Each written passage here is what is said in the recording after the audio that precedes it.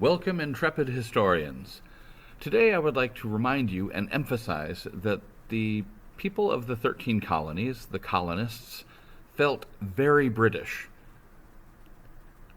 Often it is falsely assumed that when people left the island of Britain and came to the 13 colonies, that they somehow felt like they were leaving the British Empire behind. But that's silly. It would be as silly as thinking that somebody moving to Alaska imagined that they were leaving the United States. They know full well that Alaska is part of the United States. People who live in Alaska are as American as people who live in any of the other of the 50 states. So people, the colonists understood that moving to the 13 colonies was simply moving to another part of the British Empire, and they retained their identity as subjects of the British Crown. They also, and they didn't just accept this as, as a mere fact. They reveled in it. They celebrated it. They felt very patriotically British. They felt like they were serving the British Empire by moving in to the colonies and helping Britain thrive economically and extend English power across the Atlantic. Now, when we talk about the British identity of the colonists, they very much valued what they saw as their rights as Englishmen. They knew, like everyone on Earth assumes that they had the good fortune to be born into just the right family, just the right country, just the right religion, speaking the right language, and this lazy assumption of cultural superiority, ethnocentrism, is a universal human tendency.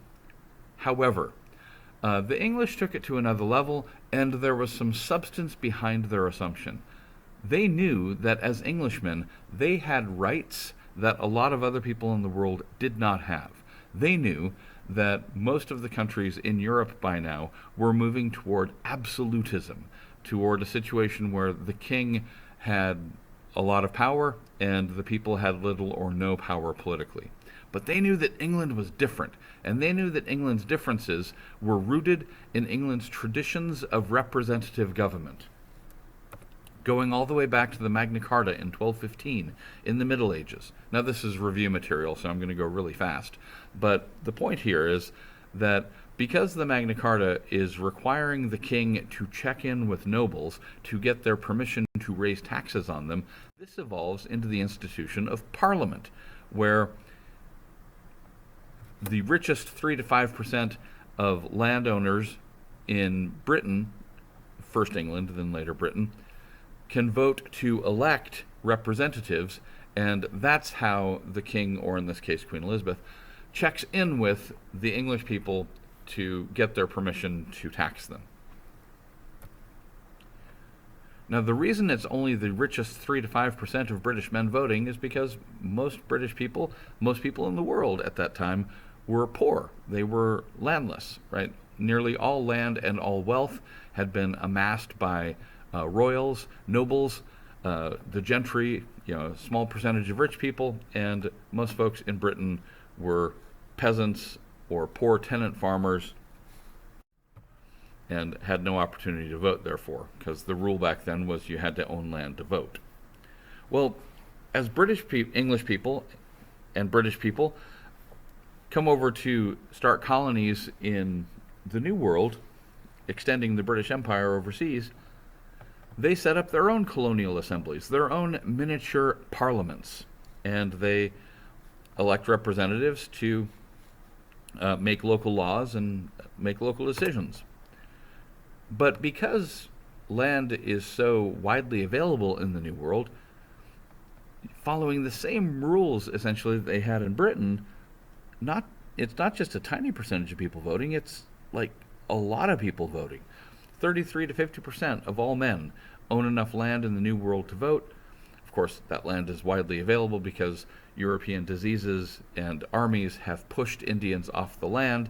That's why there's so much land available for the English and British settlers, resulting in the startling fact that most men in the 13 colonies were yeoman farmers. That's why you had so many eligible to vote.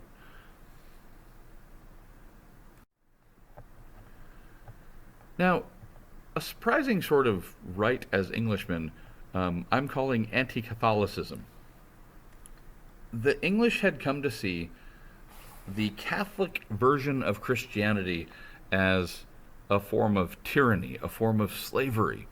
And so bigotry against Catholics is a feature of British patriotism, and the feeling that they're free from Catholic religion and that all of their freedoms are somehow related to not being Catholic was a deep conviction in England and Britain in early modern times.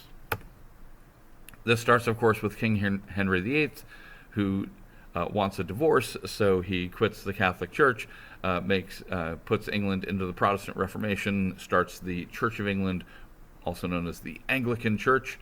But then he dies and is succeeded ultimately by his daughter Mary, who is a Catholic and brings England back into the Catholic Church. Henry killed a lot of Catholics. Mary killed some Anglicans in the midst of these transitions. Very messy, very unpleasant. And then when Mary dies, her little sister, Elizabeth, brings England back into the Catholic Church, and she kills a bunch of Catholics in the process.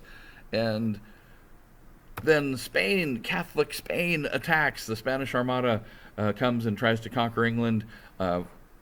Elizabeth rallies effective resistance, and England manages to thwart this would-be Spanish invasion.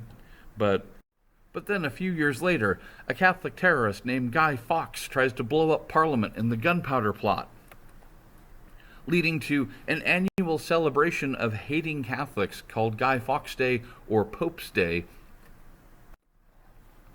And then a few years later, you've got the English Civil War, where Cromwell leads anti-Catholic Puritan fanatics in overthrowing King Charles and beheading him. Living under Puritan rule was no fun, so England has the Restoration. They bring Charles II back to be king. Now he understands that Parliament is in charge. But the anti-Catholic hysteria does not end, because England is fighting a series of wars against Spain and France. Spain and France are both absolutist countries where the king has almost total power. The people have very few, and so again, the English are associating being Catholic with people being politically unfree. Charles II's little brother James II takes over and decides he wants to be Catholic, and Parliament loses it, and they fire him just for wanting to be Catholic. This is called, of course, the Glorious Revolution, and the Glorious Revolution begets the English Bill of Rights, written by this man, John Locke, which guarantees a host of freedoms to the people of England. No time to rehash them all today, but I want to focus on a couple that were particularly important to English people after the Glorious Revolution, and to colonists, of course, as well, in the late 1600s and into the 1700s. Namely, the right to petition.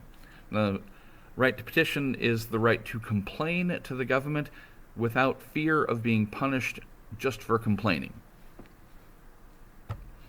The government doesn't need to answer your complaint. They don't need to fix your problem, but they can't punish you just for asking for help. Also, the English Bill of Rights granted freedom of speech to members of Parliament. Right? People elected to serve in Parliament were, allowed to express themselves freely, and couldn't be, punished for talking smack about the king or anyone else, as long as they're in Parliament doing their job. They have that right. Now, regular Englishmen don't have the right to free speech at this time, and yet the thing about freedom is contagious, and the fact that members of Parliament have freedom of speech makes English people in both in England and in the 13 colonies, wonder if maybe they should have more freedom of speech. And not just the freedom to say out loud what you think, but also, more crucially, in the days before telecommunications, the right to write down criticisms of the government, to publish them. Freedom of the press is what that was called. And, people are beginning to yearn for that too, both in England and in the 13 colonies.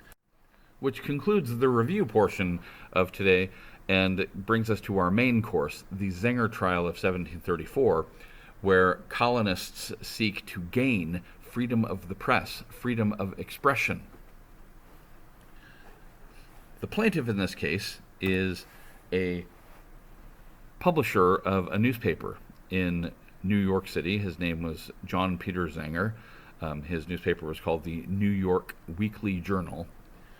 Now, Zenger himself was a German immigrant, Johann Peter Zenger. He came as a teenager to New York, and he came as an indentured servant, in fact, and was working for an older, more established newspaper in New York, and where he learned the trade and then struck out on his own and set up a rival newspaper. Now, since the paper that he had left was the establishment newspaper that supported the government of New York, supported the governor of New York, Zenger, to compete, the New York Weekly Journal is going to be a sort of edgy anti-establishment newspaper. And he's got great material because the governor of New York, William Cosby, is a bad guy. He is greedy and corrupt. I mean, like, literally corrupt, like, super dirty. And so the Weekly Journal is making fun of this guy full time. Articles and poems mocking him for his misdeeds. And that's illegal. Governor Cosby has Zenger arrested for the crime of seditious libel. Now, let's talk about that crime. Seditious means rebellious, like wanting to overthrow the government. And libel, back then, was the crime of criticizing the king or the government. Now, Cosby, as the royal governor, has been appointed by the king, so criticizing Cosby is almost like criticizing the king, and it's illegal. So Zenger, because he has published these articles, he wrote some of them, and others were written by other people, but all of them he's responsible for because he published them in his newspaper. He broke the law by doing so, and for this reason, he is arrested and he is on trial. It looks pretty bad for him because he's clearly guilty. I mean, obviously, Zenger published this, stinging criticism of Governor Cosby. It's hard to see how he's going to escape a long-term prison sentence.